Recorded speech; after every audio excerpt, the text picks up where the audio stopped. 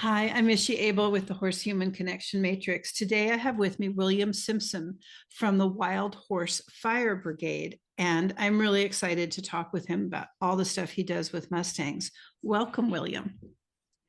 Thank you for having me on the show. I really appreciate it, Ishi. Yeah, I'm so excited. So, I want to give the audience a little bit of background. A couple of years ago, I was rock hunting with a friend of mine, and we came down your way. And there is a place, Iron Gate Lake, and there was some controversy about the lake and the water and everything, if I remember right. But we were rock hunting there, and I saw horses, and I knew they were wild horses. I just knew looking at them that they were.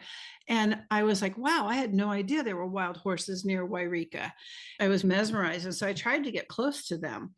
And I got about 40 feet away, which really surprised me that they let me get that close. Of course, I know the thing about their bubble and backing up and waiting for a sign and watching them closely.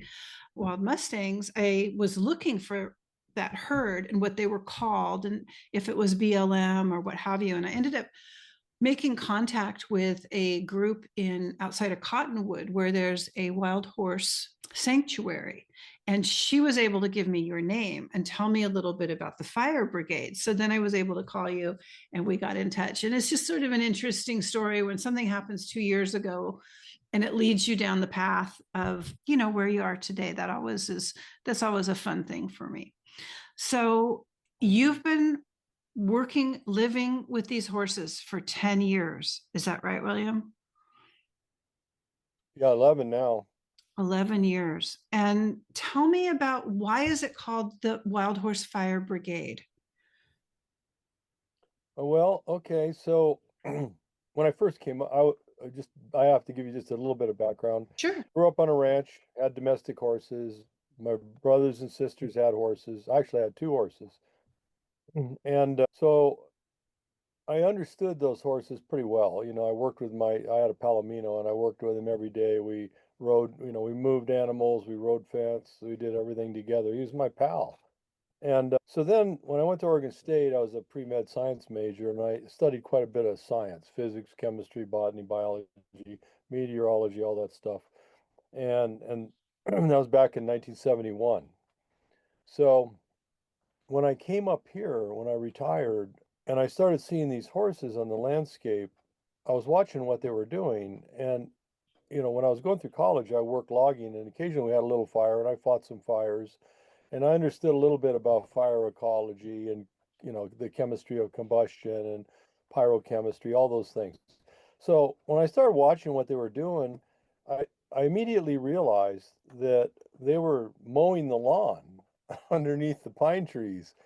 And I was looking because fire was also kind of it's a ubiquitous problem. It's always out there. Everybody's thinking, if you live in Florida, you're always in your somewhere in your mind, you're thinking about a hurricane. Mhm. Here, fire is kind of like out there all the time. And so I'm watching what they're doing and I go, wow, that's really cool. They're really reducing the fire fuels. So I started doing a lot of work on that and I actually wrote a plan and started studying the horses and documenting exactly what they were doing and how they did it and when they did it and where they did it. And I wrote a study and then I made a plan. And the plan was actually called the Natural Wildfire Abatement and Forest Protection Plan because of how they are a keystone herbivore in the forest. So the trees and the horses have this beautiful symbiotic relationship. The trees offer homes for the horses. They spend all their time under the trees. In the summer, when it's too hot, they go under the trees. When they take a nap, they go under the trees. In the heavy weather, they go under the trees. And the trees benefit greatly from that relationship. I mean, it's so beautiful to see this.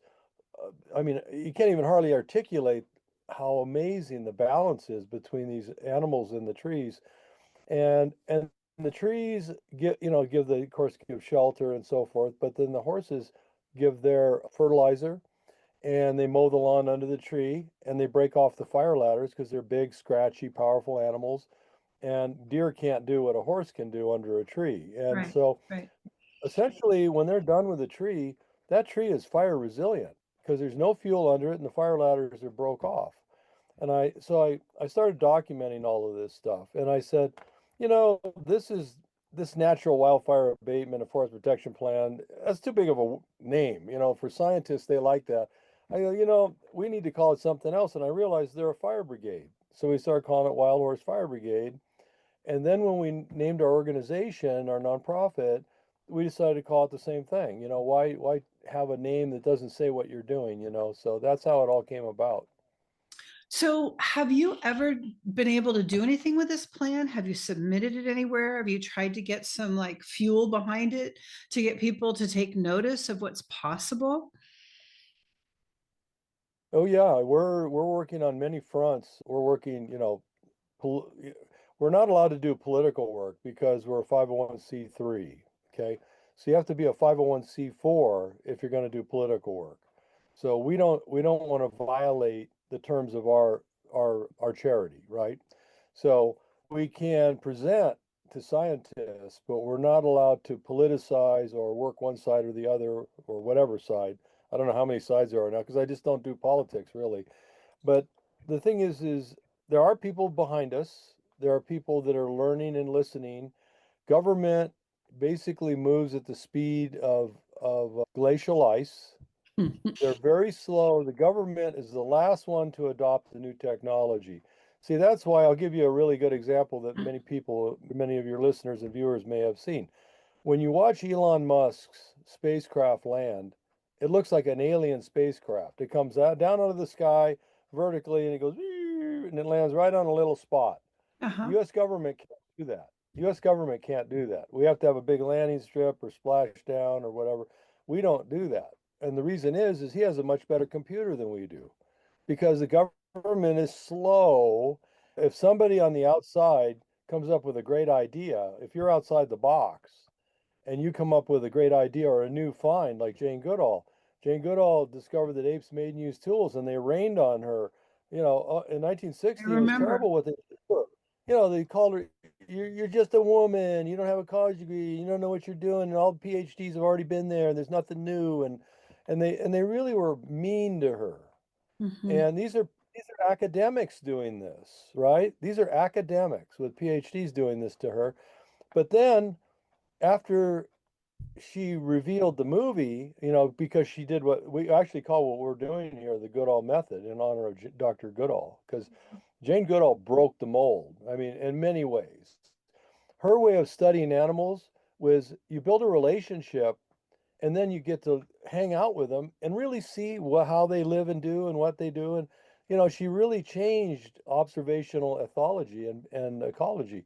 She So, did, and for the better. Like it's amazing. And now that is pretty much a standard for observing animals now, isn't it? Isn't it pretty mainstream? no, it is not a standard because when you're studying wildlife, it's extremely difficult to embed yourself with wildlife because they don't trust humans. They run away. There's been a couple of people out there there was a man, I'm trying to think of his name. It took him 2 years to befriend this herd of mule deer. Hmm. And I think it was up in Wyoming or Colorado, 2 years. And then Hmm. they finally trusted him enough where he could be in the herd. That takes a lot of time and money that people will not finance. Universities are not going to finance somebody to go out and live full time for years because you have to go through all the different cycles. If you're going to study an animal close up, you got to know what they do at night, during the day, in the Sure. winter, the summer, the fall, the spring. What do the babies do? What do the adults do? How are they being killed? How long do they live? There's just so many things. What are the family dynamics, the band dynamics?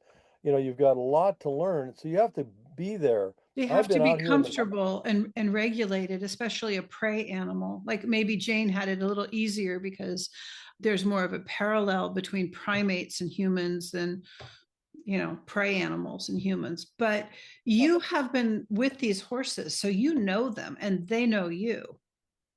we're like family now. I mean, And Michelle how and I walk among the stallions and the mares and the family bands and I mean, they've adopted us and now we get to see the secrets how of the many equine. yeah, how many are there? Our herd is 200 roughly. Roughly 200. And so they're in smaller family bands, but like at mating season, they're all together, or how does that work? Well, okay, so that's a really great question. typically, you'll have a family, which will be a stud and one mare and maybe a baby when they're first getting started. They're a lot like humans. You date and then you get engaged, you get married, maybe in a few years you have a baby. Horses parallel the exact same thing. We've watched them dating. It's really funny. And the second part of your question, I'll get into the dating just a little bit, but we've got roughly 27 families here, and they range from a stud with a mare and a baby to a stallion with 22 mares in his family and some babies. So yearlings and 2-year-olds. So at certain times of the year, usually springtime, they'll come together because usually in spring is when most of the mares will go full. So a lot of things happen. First of all, they move to the southern exposures early in the spring because those areas are warmer. There's more grass because there's been more sunlight.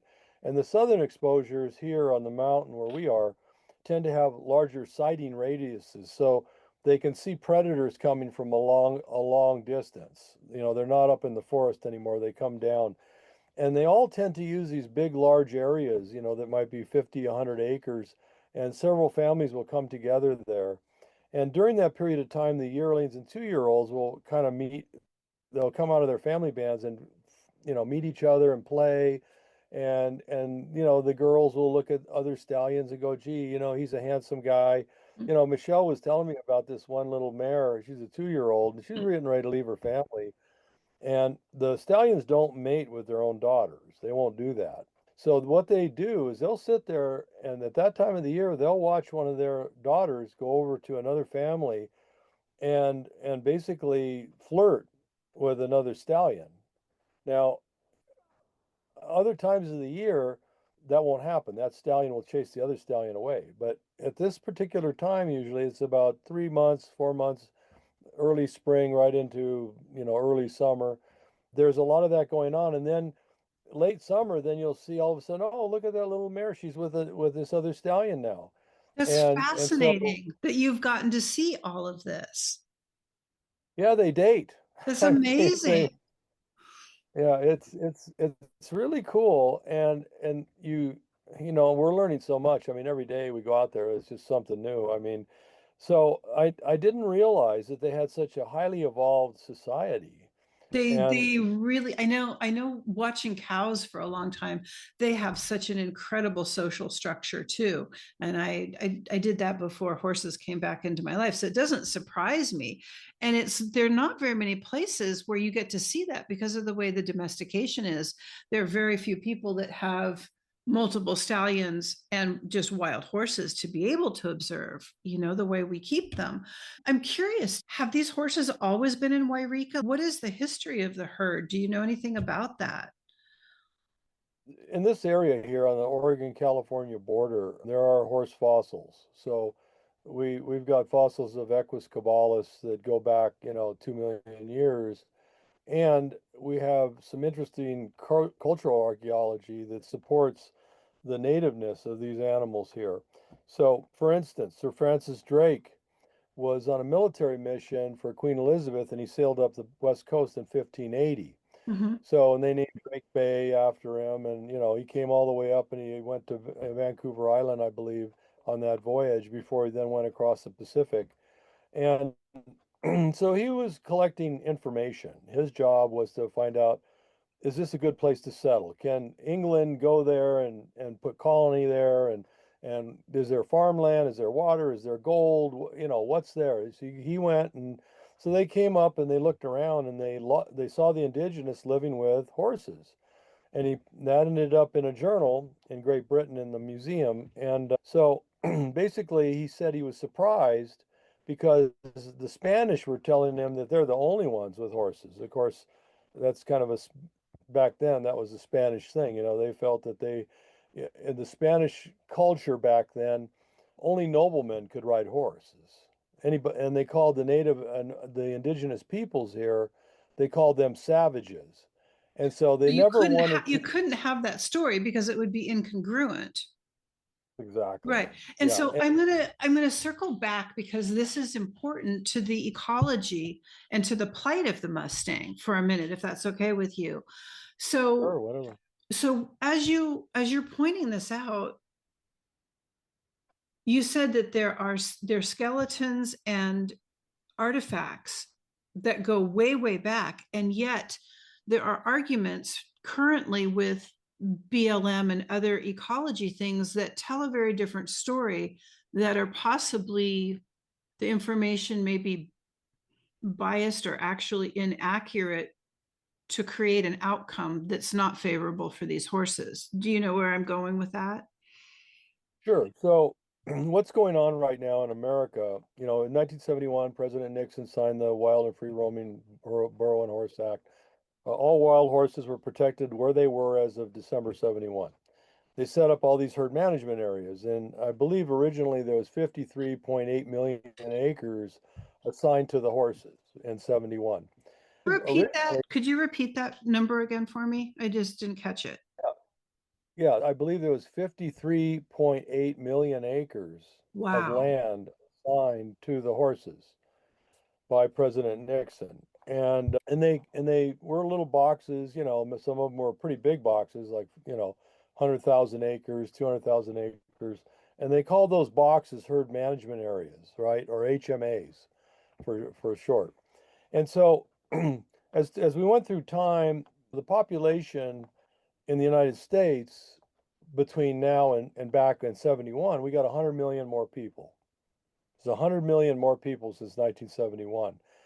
And we're trying to provide a lot of things for those people, including, you know, products that come from livestock, meat, milk, you know, lambs, all that, calves, all that stuff. So the livestock production business has grown considerably. And if you're in that business, the best way to make money, if you're in the right place, is to get a grazing permit from the BLM. Because if, let's say you and I were in the livestock business and we needed to, and we were in Oregon and there's very few areas where you could get a grazing permit, so we'd have to go to private pasture to graze our cows. And to graze a cow in private pasture right now is about 28 to $30 a month for a cow Mhm. calf. Yep. And a calf can be up to 500 pounds. So the BLM offers grazing for $1.35 per month for a cow calf, which is a screaming deal. It's a deal of the century. And Right. it's important that first we kind of iron out how the BLM works and what the pressure Okay. on the horses is. Okay. Okay. Sure. Yeah. So the reason the BLM wants to get rid of the horses is because they want to sell more grazing permits. They calibrate the grazing capacity and they determine how much area provides 1A. So that's a Okay. grazing. It's a So unit, so that's that a makes more unit. Yeah. sense. Yeah. And 1A is 1 month for a cow calf for a buck 35. And so So it's a it's a time increment. It's not a land increment. oh, it's a land, it's time. Yeah, you get to be out there and graze so many. If they give you 100 AUMs, you got 100 cow calves, and then you could be out there. It's a buck 35 a month, and and it's a great deal. No, I that mean, is a that's, great deal.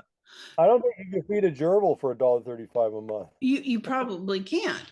I'm curious though, like that makes sense why they're doing it, but I don't understand how they're doing it. If that land was set aside for the wild horses, what gives BLM the right to put it in double jeopardy and sell it again? I mean, how many times can you sell the same piece of land? There's like a problem with that, right? Well, the BLM is run by politicians, and some of these politicians are ranchers. And so they administratively have rolled back the amount of land available for horses from the original 53.8 million acres assigned by President Nixon in 71. And Mhm. they've rolled that back now to we're down to 28 million acres. And now on 28 million acres, the horses only have 7% of the grazing. So currently on public lands where there's grazing permits allowed, there's 50 cows for each horse. Yet the BLM will accuse the horses of overgrazing. Now, that's ludicrous. If you have 50 cows grazing and one horse, who's doing the overgrazing? Yeah, Okay. that's not a hard Yeah, math problem yeah, at all. How public did they doesn't. do that? How is that possible? That, like, who allowed this? When you say they rolled it back, they made these changes. Did they make them with an amendment through the law? Like, what's do you under Yeah, they go to Congress and they say, hey, we need more grazing, and horses are non-commercial herbivores, and then they spin their yarns to the congressmen. Okay, so they tell the Congress in writing and in testimony, they say they're an invasive species, they're not native, and they're destroying the rangeland. So they tell the Congress three lies. And then Congress goes, oh, and these are East Coast people, so they don't know. they They don't don't know what's know. happening out here. They believe these guys. The bottom line is this: they've misinformed our elected officials, and they've been able to basically swindle American public out of their iconic horses. And now we're in genetic bottlenecks because I talked about the little boxes. They're not little. Some of them are 300,000 acres. The HMAs, on some of these HMAs, we have substandard herds genetically. Now, what do I mean by that? There's the International Union of Nature Conservancy, which is a body of scientists like the Academy of Science.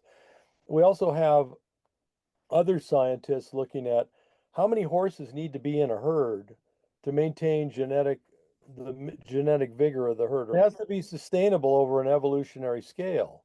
Here's where the BLM gets into some trouble. They actually published a handbook, and you can find it online. It's the BLM Handbook for Wild Horse and Burro Management. And on page 28, they reiterate everything I just said. The genetics is important. The preamble says that they're an integral part of public lands. They're important. They're a cultural heritage treasure, et cetera, et cetera.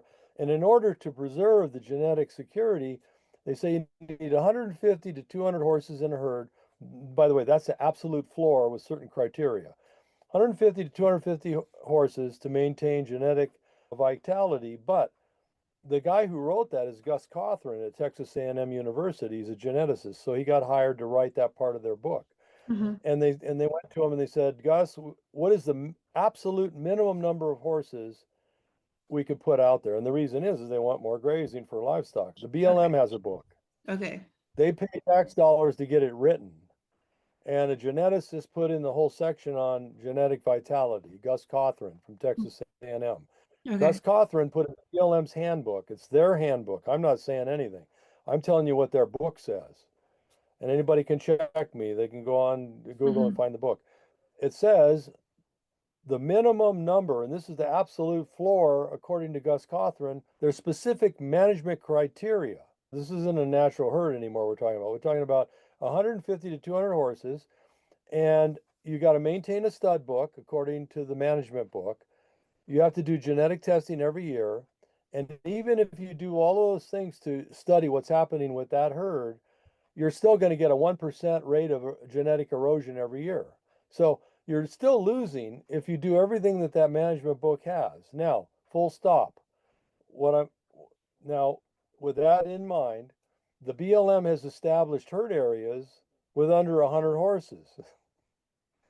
It's in violation of their own book, is what I'm saying. I If see. you Their book says they need to have a minimum of 150 to 200, and And even that isn't. to your knowledge, they're not meeting the criteria. I mean, I've never heard of any, because these are wild horses that are not being managed and observed and bred. They're just left alone, right?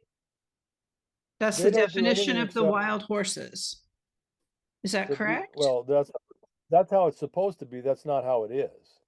The way it is out there is they're managing herds at subgenetic levels because they round them up, and they're also sterilizing mares. So if you have a herd of 200 horses and half of them are sterile, it's equivalent to a herd of 100 horses. So now you're back down to way below the book. And the numbers in that book are too low because according to the Academy of Sciences and IUCN, the International Union of Nature Conservancy, if you do those things, if you have a stud book and if you do genetic testing, you need a herd of 500, according to them. Now, if you want an all natural herd, where you're not doing anything, the herd has to be 2,500 horses, Oh my goodness. And we according to the don't have USDA. are there herds that large anymore in the United States? No, and nowhere. No. Nowhere. Okay, yeah, that makes sense with the numbers that I've read. I mean, I read somewhere that there are only about a little over a 500,000 wild horses left in the United States. Is that correct, or do you know? That's not correct. Okay, what figures do you have for that? I have the BLM's numbers, and right now there's 70,000 horses that are sterilized in off-range holding. So they gelded the stallions and they sterilized the mares with Gonacon, injectable sterilant. They're in off-range holding, and we pay 150 million a year to feed them hay. And then there's about 50,000 left on the range running around, and they're distributed across a large area. They're not in one herd. There's 50,000 in the groups of 100 here, 50 there, 20 here. So they're all scattered. So you don't have a viable herd really anywhere. And of those horses, half of them are sterilized already because the USDA has So these they're aphids hunters. they're they're headed to extinction. Oh yeah, I mean, absolutely there's they no are. doubt, like after what you've said, there is no doubt that the government has a covert plan to sterilize and create extinction. Yeah, we're in a serious genetic bottleneck right now. And so when you think about it, okay, there's a big reason why they're doing this. And the reason is simple. Okay, there's a thing called the Endangered Species Act. Mm-hmm. Okay, when a native species drops under 100,000 animals, they get red listed. Okay, and they can be put on the list and protected. I mean, totally protected. Right? Well, guess what? We have under 100,000 horses. They have 11-month gestation period, which makes that even worse. I mean, they put the sage grouse on the list, and the sage grouse have 20 or 30 babies. Okay. When they dropped at 100,000, everybody had a big panic attack. Why? Because the hunting industry loves to shoot sage grouse. That's why. But horses don't have that kind of economic advocacy. See, they're considered a non-commercial herbivore, and the BLM spends a lot of our tax dollars lying to the public and to Congress and telling them that they're not native, they're invasive, they have no natural predators. I mean, they're ridiculous lies. Anybody who lives out west who has a token of common sense and science knows Yeah. everything is a lie. Yeah, I And mean, we've got all I saw that on part of your website where it's highlighted that they have no natural predators. I thought that is the most ridiculous statement. All of horsemanship like is based on horse behavior from a predator standpoint. Do you drive them? it is a fraud, Isha. It's in there right in the executive summary of their handbook on managing horses. Mhm. On paragraph, I think, 2, it says, in writing, we paid to write this, taxpayer dollars, in writing, wild horses have no natural predators. They gave that handbook to Congress, their management plan. They lie in writing. That's fraud. That is fraud right there. It is. I'll give you another example of the fraud. So there's this guy named Ken Salazar. You may have heard of him. I have heard So, that name.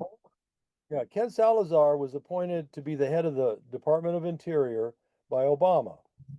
So President Obama appointed Ken Salazar, who's a rancher, and he got in power. And as soon as he got in power, amazingly, his neighbor, a guy named Tom Davis, suddenly got 1,800 American wild horses for $1 each and disappeared them over the border to Mexico. And they never got in trouble. Now, they got investigated, and the Office of the Inspector General did a report. It's in the Huffington Post, even. You can just Google Ken Salazar, 1,800 horses, Huffington Post comes right up. He had to step down in the middle of this scandal because he was involved with there was connections to this neighbor. Mhm. And this was under his watch. He's the head of the DOI. You're in charge of the BLM. You're the big chief. Okay. Well, these horses were protected American wild horses, treasured, iconic horses owned by the American people, were converted into private revenue for Mr. Davis. Now, neither man got punished. Now, Salazar stepped down because of the scandal. And what happened? He became the head of Clinton's transition team. And of course, she didn't get elected. So, oh, well, what are we going to do with him? Oh, let's make him the ambassador to Mexico. So he was the ambassador to Mexico up until May of this year. Now he's retired and he's back at his law firm. Never got fined. I mean, that is a federal felony. These two guys somehow were involved with each other. We know Davis got the horses for sure because the Office of Inspector General looked at it. This is a published deal. This is published. This isn't myth. It's not rumor. It's published. Tom Davis got those horses. It was the largest theft of American wild horses known. 1,800, all dead, gone. Nobody. They disappeared them over the border. So, the problem is they're worried. The big corporations that want to use public land for minerals, gas, oil, and livestock grazing are worried. They know that they're native. They know they're endangered. And that's the last thing they want to do is have them get listed ESA, because the minute the government admits that they're a native species and that there's under 100,000, then they get listed. And then guess what? The landscape on public lands change. The hoops and the things you got to jump through to do anything then, grazing, oil, gas, that all changes. So what happens is Let me is let me the let me hill. back up and make sure I'm understanding. So what you're saying is there's going to be a huge change in policy if they're declared an endangered species, and it will somehow counter the Wild Horse and Bureau Act of 71 that gave them land to begin with. Is that what I'm understanding? Well, no, actually, it would put them in the position that the act intended. The preamble to the 1971 Protection Act says they're not supposed to be rounded up, harassed, branded, or killed. And so if they get endangered, listed as an endangered species, suddenly it'll be hands off for the BLM. They're not going to be able to round them up or do any So, of that so stuff you're they're saying doing. it's actually a strategy to protect them by lowering their numbers low enough, but we're losing the genetic viability. So the plan is really kind of bogus. Is that what I'm getting? Well, there's no. What's happening is because of the way they're managing them, they're kind of creating their own pitfall. But they're in a race. See, they're in a race. Okay, they are removing the horses, and the reason they're doing it is they want to sell more leases on public lands. Now, in the process of doing that, they have to keep everybody fooled into thinking they're an invasive species. Because if people wake up and realize they're native, then everybody's going to go, hold it. Those are native species. They should be an endangered species listed. Right. And See, I'm that would halt all this.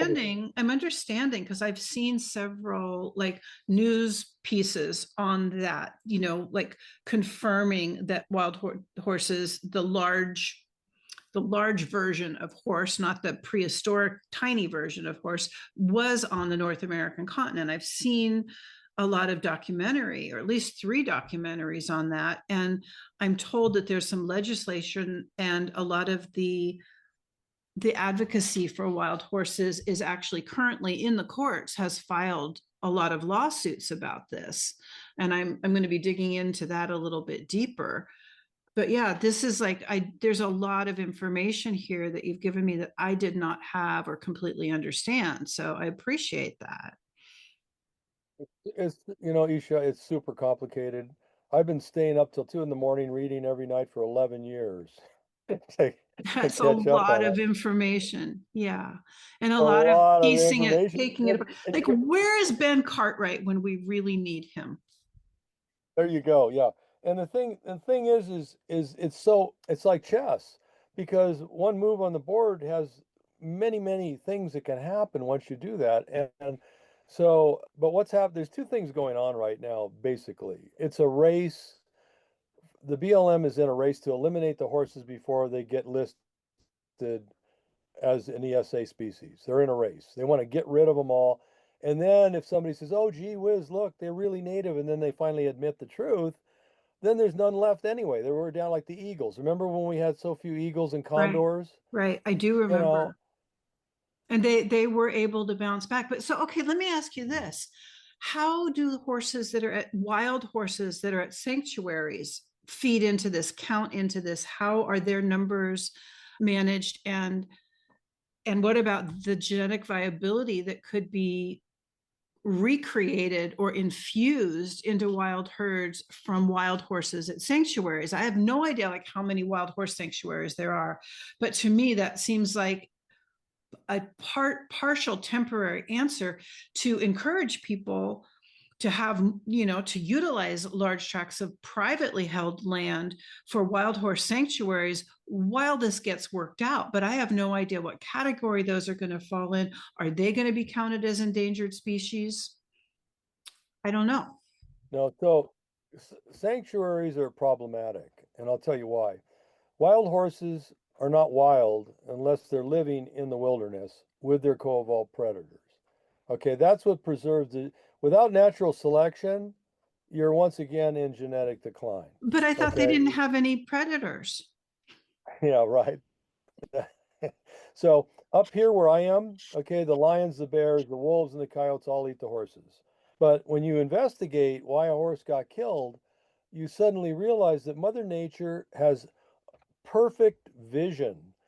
Mother Nature knows, and these are her tools. These lions, these wolves, these bears are her tools that she uses to pair out imperfection in her creation. So, for instance, I had a little stud that died. I think he was deaf in one ear. A lion got him on that side. He was deaf in one ear. You don't want that horse breeding. He's got a genetic deafness. Mother Nature knows how to pair out weakness. And so if in order to preserve the genetic vitality of these American horses, they have to be in a wilderness area with their co-evolved predators. Now, a sanctuary, number one, sanctuaries can't have breeding horses.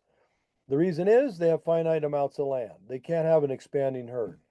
Number two, the horses they usually get are sterilized. They usually are getting geldings because they're getting from the BLM. When you go to an auction or an adoption, you're getting a horse that's already been treated. So they don't give you studs. They're not going to give you a stud. They're not going to give you, and the mares are getting injected with Gonacon during roundups now. So it's one shot and that's it. You're done. PZP, they're moving away from PZP because it takes 3 or 4 shots to sterilize a mare. So you got to have boosters, and then finally the mare becomes sterile. So with a sanctuary, what's great about a sanctuary, now that's the negative side. You're not going to get any good genetics going on there because you don't have the co-evolved predators present. You can't have predators in a sanctuary. And because they're confined, they can't do what they do. They're not grazing the same way. Our horses are covering over 30,000 acres of wilderness here. They're going over mountains and boulders and rocks and canyons, and they eat 100 different things on the landscape. They're herbalists. They know what every plant does, and they know how to use them. Or No. they use herbs. They're super intelligent. When you fence them in, they're basically in a really nice prison. And they don't have to die. The nice thing is they're not dead. They get to live out their life in relative comfort. Okay, that's the bright side of a sanctuary. But as far as the future, there's a simple saying that everybody needs to remember: no babies, no future. It's that simple. And up here, our herd, we have about, it depends on the year, 20 to 30 babies. With 20 to 30 babies, we end up with maybe a couple of those, 2 or 3 of those babies will become a 2-year old. The rest, something will happen. So Mother Nature pares it down very quickly. And so when you see, for instance, the Salt River herd that's been sterilized extensively, the Salt River herd down there in Arizona, they've got roughly 350 horses, right? They brag about having one baby or two babies and how great PZP is. But they're bragging about their genetic decline because when you're having that low a number of offspring, you don't have any gene flow. And without gene flow, you're toast. What's going to happen when there are no more wild horses? We'll die. Humans will pass off the planet. Say that again. We'll pass away. The human race will just disappear. Because there are no wild horses. Yeah, well, we've co-evolved with them. I mean, you look at the co-evolution overlap between humans and horses. I mean, we have a huge evolutionary overlap with them. They're part of us. I mean, that's why we get along with horses so well. It's very intuitive, and Right. they can look into us. They understand us. if we lose them, I mean, and now we're getting into an area that is brand new science. It's called biofield medicine and biofield physics. And I'm talking about E equals MC squared physics, okay? Horses have a very powerful electromagnetic energy in the field. Yes. Einstein talks about the field. That's Hmm. everything around us in the universe. We're all in this unified field. Hmm. We live in it. It's like a sea of energy. And horses are very powerful, energetic beings, and they've co-evolved with us. I know. And so they're like spiritual brothers. The Lakota tribe recognized horses as a nation. They called them the horse nation.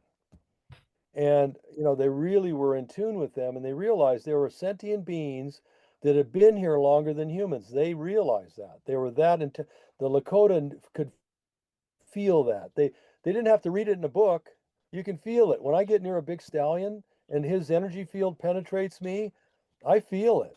Okay, and that's not me being like, you know, off in the weeds here, No, spiritualism. This is I have stories that and pictures that back up what you're saying. I well, have 10 years of science. experiences and the whole Yeah, and 50 episodes of podcasts that back up what you're saying. This is true. yeah. Well, science supports it 100%. See, because every living being produces an electromagnetic field, including plants, and you can measure it Yeah, with equipment. You can measure the field. And a horse has such a powerful heart wave. If in your audience, a lot of these people are maybe new people are listening to the podcast, so I'm going to give them a little bit of an explanation here. sure. If you get in a car accident and you're unconscious and you go to the hospital, what they do is they put wires on your brain and on your heart. Well, those wires are measuring electricity from your heart and from your brain. And we know in science and physics that when an electron moves through space, it produces an electromagnetic field around it. And that's how a generator works, and that's how electric motors work. It's all about electromagnetics. Okay, so horses are the same way. And so that electricity in our bodies is in their body, but it's more powerful.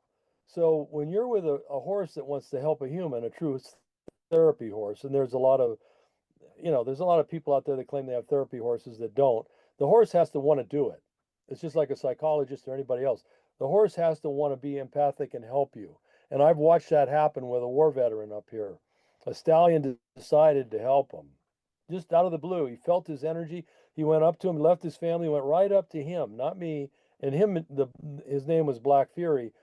Black Fury and I are friends, but he went right up to this war veteran that was with me and put some energy into him and changed him. He was suicidal and turned his life around.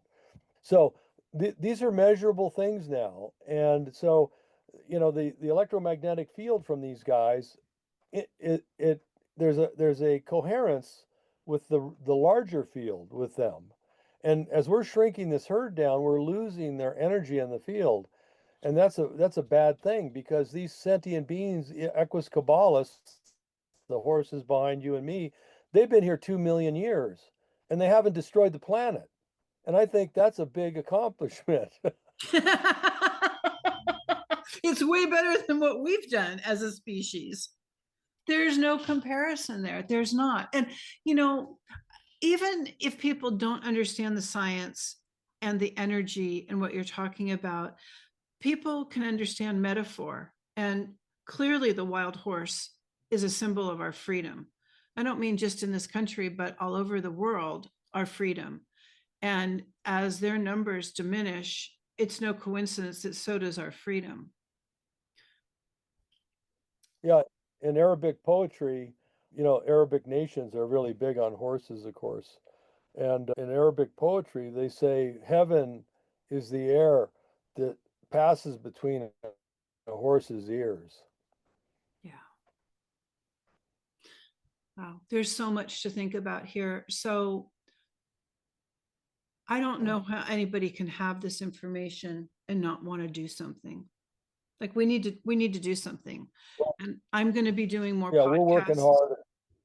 Good. more more podcasts, and we have some filming planned and possibly some fundraising, and going to be networking with, now I know to reach out and look for 504s that can do some political work and just figure out how to unify all of the movements and people in the United States to come together to make sure we don't lose wild horses.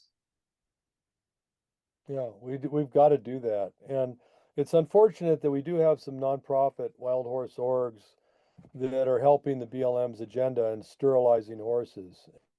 They tell their followers that if we sterilize the horses and stop breeding, that they won't round them up anymore. But that's not That's not true true. either, because it's not true. I mean, the case in point, the Sandwash horses. I mean, you've got an organization over there, the Wild Horse Organization. They've been shooting them full of PZP for 22 years. They talk about it right on their website. The BLM came in and rounded up 435 horses. They're all sterile horses. And when you sterilize horses, you end the genetic flow. You are bottlenecking it. You're putting a stopper in the bottle. So these organizations, shame on them, and they're soaking up a lot of donation money, telling people that it's a way to save wild horses, sterilizing them. It's And it's ridiculous. not, What we can do, we have a plan that is proven. Okay, there's no mystery. We have a rock solid can do solution, and it's called Wild Horse Fire Brigade. And mhm. what we want to do is get the horses from the BLM before they're all gone and move them into the remote wilderness where they're not doing livestock grazing and where all these wildfires are because there's so much fuel. We have a collapse of the deer herds in Oregon and California. Oregon's down that's 500,000 deer. that's the vision I keep having. My old mare, that's the vision I keep getting. Release them into the forest. I've seen that and heard that from her. Yeah. That's it. So if we do that, we have millions of acres available. We just have to get the right people to say, okay, let's do this. First of all, you have to have experience managing a herd of wild horses. Now, the BLM doesn't manage them. They just run them around, they catch them, they harvest them and sell them and do all the stuff that they do. They don't manage horses, they don't study horses. I've run into people from the BLM that don't know the first thing about wild horses. They get these cowboys that got domestic horses. They don't Wild They horses still and don't domestic know. horses. They still don't know. They don't know. They, they don't. So, it's going to take empirical experience. You can't be a Cessna pilot and go fly a 747. It's not going to work. You're going to crash. Mhm. So I tell people, look, we work for free. Michelle and I have been working our butts off for free. We're pro bono. Everybody in our organization is pro bono. We don't want to be influenced by money. When money is influencing people, they make bad decisions. We have the ability, and we have two PhDs on our board that did their PhDs in wild horses, by the way. They're not a PhD in psychology or a PhD in Indian studies or no. These guys, Dr. Murphy and Dr. Linkletter, both PhDs in wild equines. That's what they are. And they're experts too.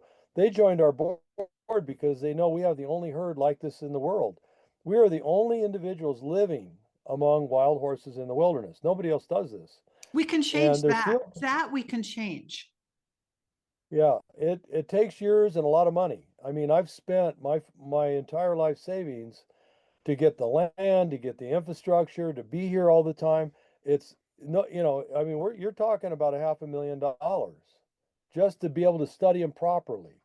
Okay, that's the opening ante right there. The thing is when you go study horses, like most scientists with binoculars, they run out to an HMA and with their binoculars and their lunch bucket and their coffee, and they get set up with their camera, and some of these people got telephoto lenses on their cameras cost more than my car. And then it looks like they're right up against the horse. They take this picture and it looks like, wow, look how close. They were like 50 feet away. They were a quarter mile away with this giant lens, and and so you can't learn, but they claim to be experts because they're taking pictures of horses on a weekend once a month. Yeah, Not it's it. not that you're That's right. It's definitely not not the it. same. No. So we've documented a lot of brand new science up here by living with them. We know things that nobody's ever published. We published some of that. Michelle and I are going to write a book about wild horses. And when Michelle takes a picture of a horse, she's sharing breath with it practically. She's like, because Right. we're part of the herd, you Right. know? I mean, it's a whole different gig. I'm really excited to get to talk to her about her stories, the real personal stories. I know you're the science kind of end of it, and you've had so many incredible, like, facts and background and, you know, the nitty gritty of what's happening. And I'm excited to talk to her too about yours and her personal experiences, the heartwarming things that happen with these wild horses. And people need to know about this. So Well, Michelle is a very special person, and you know, I mean, and I sincerely mean that in every way. You know, I've met a lot of people. I'm 73. I've been all over the world. Okay, I did missionary work in the South Pacific. I ran a missionary medical ship. I've done a lot of different things. I'm a commercial pilot in airplanes and helicopters. I've met a lot of people. Michelle is a very special, unusual person, and you know, I'm kind of the bulldozer in the organization. I got to go out there, and when people lie to me, it, boom, you know, it's here it comes. You yeah. know, I don't like people that lie. We can't align. People go, well, Bill, why don't you work with these other organizations? Well, I'll tell you why. I don't work with people that are killing wild horses. That's why. If they're killing them or sterilizing them, I So can't work with them. that sounds like a little bit of a warning of what I may find as I start digging out there, but we'll circle back and talk more. I know we're about out of time for today. I so Mhm. appreciate you coming on and talking to me and filling in so many of these blanks and letting the listeners know what is really happening so that we can begin to do Yeah. something and realize the And danger of we can. extinction. Yeah, we can. I love the Wild Yeah, Horse we Fire can. There's Brigade. there's a lot of hope. There's a There lot of is. hope here. And Michelle will share her perspective, which is a very unique perspective as well, because she has that medical background. You know, she's a Right. nurse practitioner. Right. So I'm also curious, your horses that I met 2 years ago before I found you and Michelle, how much land are they on? Our area here, this is designated open range. Hmm. In our Siskiyou County, range is a term that means if you don't want horses on your land, you got to fence them out. It's your duty to fence them out. So they get to go everywhere. So they And could they, have been and anywhere, but they were right where I was. well, yeah, they generally orbit the cabin within, 3 to 5 miles, you know, Hmm. straight out.